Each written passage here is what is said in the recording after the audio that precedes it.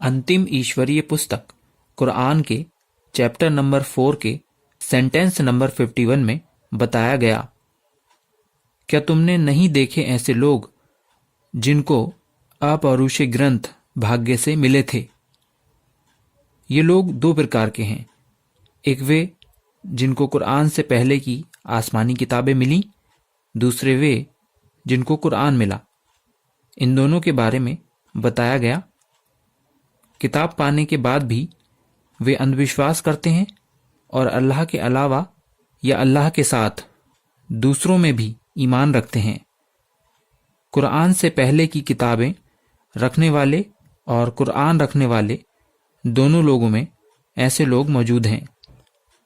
इनके बारे में आगे बताया गया, और जिन लोगों ने जानने और समझने के बाद इनकार किया, उनके बारे में ये किताब रखने वाले लोग कहते हैं कि ईमान के रास्ते पर चलने वाले लोगों से बेहतर तो ईमान का इनकार करने वाले हैं। यानी जिनके घरों में किताब मौजूद है लेकिन वे ना उसे समझते हैं ना उस पर अमल करते हैं, और जब कोई किताब समझकर उसके अनुसार जीवन व्यतीत करने की कोशिश करता है तो किताबी लोग इनका मजाक उड़ाते हैं।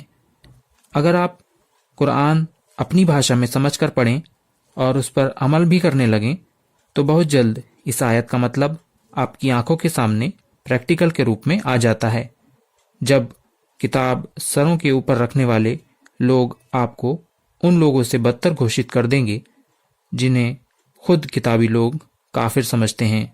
दुनिया में अधिकतर मनुष्य ये दावा करते हैं कि ईश्वरीय ग्रंथ या गॉड्स वर्ड्स या खुदाई किताब उनके पास है। इन लोगों में से ज्यादातर का हाल ये है कि अपने पवित्र ग्रंथ की बात पूरी तरह नहीं मानते, यानी मनमानी जीवन बिताते हैं। अब ऐसा आदमी मैं भी हो सकता हूँ या आप में से कोई भी हो सकता है।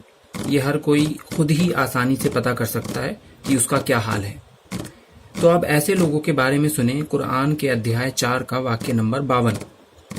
यही वे लोग हैं जिनको अल्लाह ने, ईश्वर ने या गॉड ने अस्वीकार यानी रिजेक्ट कर दिया है। दोस्तों, अगर आपके अंडर में एक भी मनुष्य हो और आप उसका पूरा ध्यान रख रहे हो और फिर भी वो मनमानी करे और करता ही चला जाए, तो ये बात तो क्लियर है कि आपको ये करतूत स्वीकार नहीं होगी। यहाँ तक बात क्लियर है तो आगे सुने। और जिसको उस परमात्मा ने ठुकरा दिया तो उसको कौन अपनाएगा। दोस्तों, एक टर्म है PNR या PONR यानी पॉइंट ऑफ नो रिटर्न, यानी एक ऐसी दशा जिसके बाद पलटना इम्पॉसिबल हो। दूसरी तरह समझें तो एक ऐसी बीमारी जो एक स्टेज से पहले तो क्योर हो सकती थी लेकिन एक स्टेप के बाद क्योर ना हो सके। तो ये चेतावनी है हम सबके लिए कि हम पॉइंट ऑफ नो रिटर्न से पहले ही बाज आ जाएं और ईश्वरीय ग्रंथ पर पूरी तरह अमल करना शुरू कर दें। ऐ मनुष्यों, बताओ, क्या धरती में किसी का आदेश चलता है? अगर किसी का आदेश चलता तो हुक्म चलाने वाले उद्दंड आम लोगों को खजूर की गुठली का छिलका यानी बेमूल्य वस्तु भी न देते।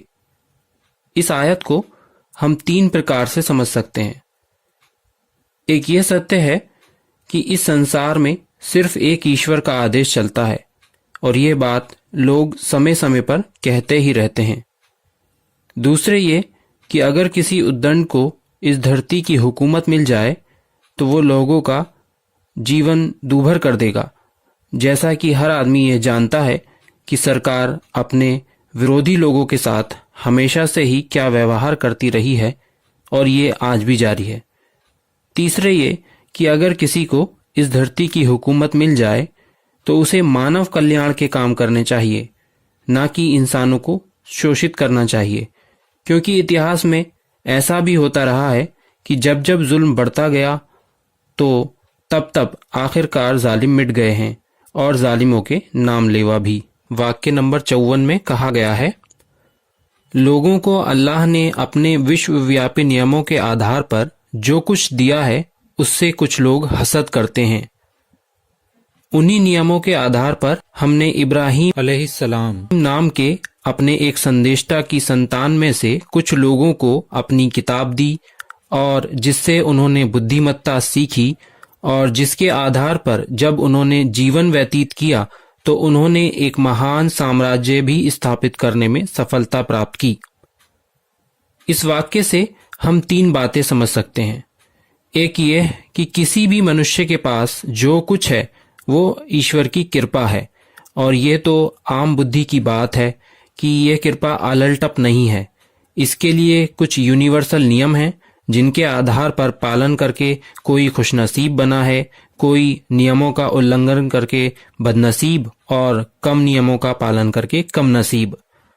दूसरे, ईर्ष्या का इलाज बताया गया है कि कम नसीब लोगों को खुशनसीब लोगों से ईर्ष्या नहीं करनी चाहिए, बल्कि वे नियम जानने चाहिए जिनके आधार पर जीवन व्यतीत करने से अल्लाह का फजल हासिल किया जा सकता है। तीसरे, ये कि चूंकि ईश्वर की किताब कुरान मौजूद है तो उससे हिकमत यानी बुद्धिमत्ता सीखें और उसके अनुसार आचरण करें तो इस संसार में भी सरबुलंदी हासिल होगी। ये कुरान का वादा भी है और इतिहास भी गवाह है कि ऐसा ही होता है, जैसा इस वाक्य में इब्राहिम अलैहिस्सलाम की संतति के बारे में बताया गया। वाक्य नंबर 55 में कहा गया, कुछ लोग ईश्वर के बताए हुए नियमों के अनुसार जीवन बिताते हैं और कुछ लोग ईश्वरीय नियमों के विरुद्ध जीवन व्यतीत करते हैं, तो नरक की आग अपने आप में पर्याप्त है। इस आयत में 3 बातें बताई गई हैं।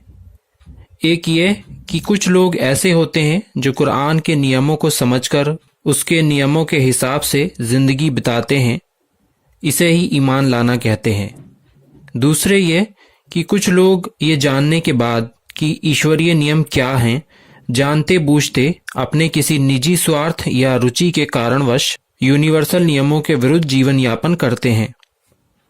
तीसरे ये कि पूरा ब्रह्मांड एक ही प्रकार के विश्वव्यापी नियमों के हिसाब से चलता है, जैसे ये सूरज का उगना और ढलना, पशुओं का जीवन चक्र आदि, और जिसके कारण कायनात की व्यवस्था सुव्यवस्थित रूप से चल रही है।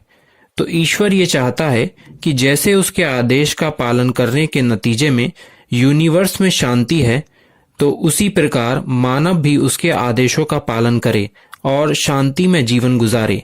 लेकिन अगर मानव ऐसा ना करे तो अपने जीवन में वो किसी भी मार्ग पर चलने के लिए स्वतंत्र है, पर लोगों को खबरदार किया गया है कि मरने के बाद की जिंदगी में सजा के लिए नरक की आग भी है और जो सजा के लिए पर्याप्त है। वाक्य नंबर 56 में ईश्वर ने बताया, जिन लोगों ने हमारी आयतों यानी आदेशों का इनकार किया उन्हें हम जल्द ही आग में झोंकेंगे। जब भी उनकी खालें यानी त्वचा पक जाएंगी तो हम उन्हें दूसरी त्वचा में बदल दिया करेंगे ताकि वे यातना का मजा चखते ही रहें। निसंदेह अल्लाह प्रभुत्वशाली तत्वदर्शी है।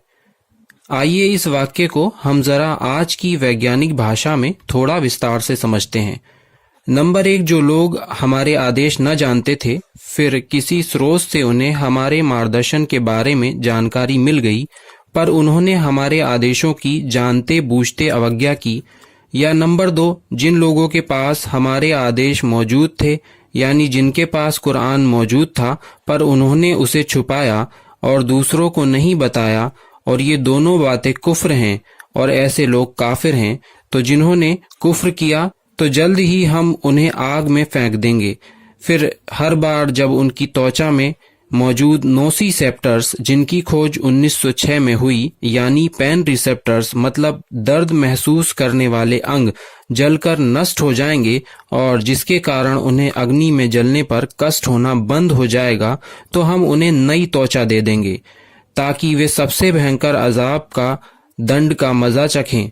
तो अल्लाह के आदेशों के काफिर यानी ना मानने वाले और दूसरों तक उसका संदेश ना पहुंचाने वाले ना बनना, क्योंकि वह सर्वशक्तिमान है, उसके समक्ष किसी की कोई शक्ति काम नहीं आने की, और वह तत्वदर्शी है, उसके फैसले न्याय की परिपाटी पर पूरी तरह खरे उतरते हैं, जिससे सजा पाने वाले को भी ऐतराज नहीं हो सकता। वाक्य नंबर 57 में बताया गया, जो लोग ईमान या आस्था लाए और उन्होंने अच्छे कर्म किए, उन्हें हम ऐसे बागों में दाखिल करेंगे जिनके नीचे नहरें बह रही होंगी, जहां वे सदैव रहेंगे।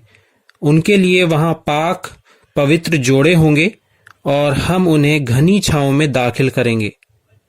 यानी जो कोई महिला या पुरुष कुरान के आदेशों का पूरी ईमानदारी के साथ पालन करेंगे तथा जीवन के अंत तक पालन करते रहेंगे, वह हर कोई ये तो जानता है कि उसे एक न एक दिन तो मृत्यु अवश्य ही आनी है, तो मृत्यु के बाद ऐसे लोगों को स्वर्ग में प्रवेश मिलेगा जहां बहती नहरें होंगी।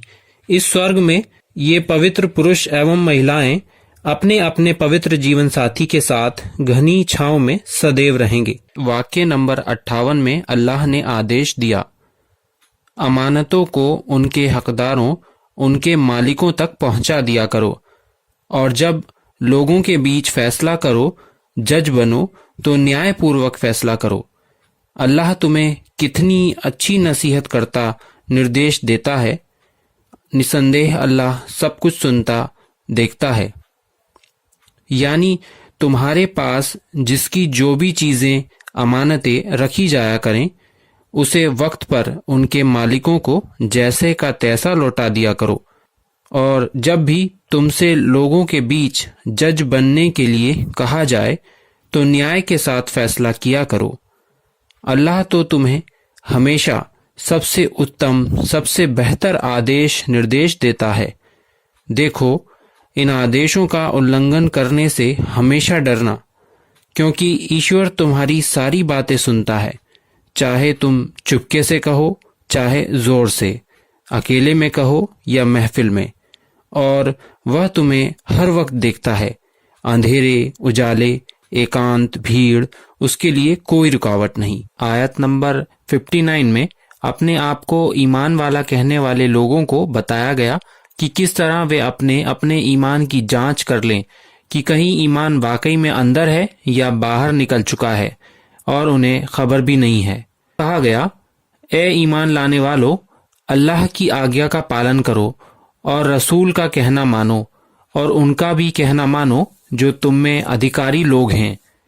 फिर यदि तुम्हारे बीच किसी मामले में मतभेद हो जाए, तो उसे तुम अल्लाह और रसूल की ओर लौटाओ, यदि तुम अल्लाह और अंतिम दिन पर ईमान रखते हो।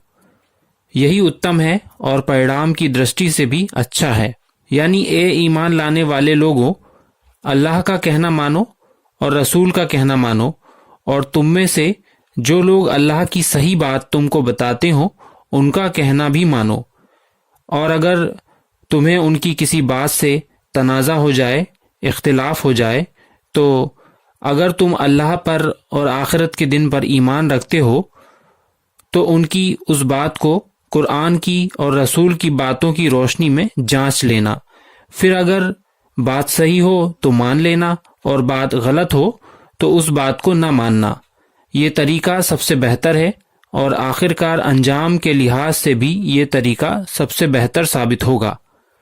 होता यह है कि जब हम किसी इंसान से अकीदत रखते हैं, उसे रहनुमा मानते हैं, तो एक इंतहा तो ये होती है कि उसकी हर बात को बिना चूं चरा के मानते चले जाते हैं। लेकिन कुरान हमें खुद कुरान की बात को बिना सोचे समझे मानने से मना करता है, ताकि कोई ऐसा कुरान में लिखा है कहकर हमें बहका ना दे। और दूसरी इंतहा ये होती है कि जिसकी एक बात गलत, उसकी हर बात गलत।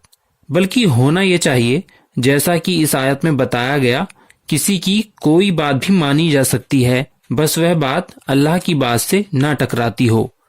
शुक्रिया।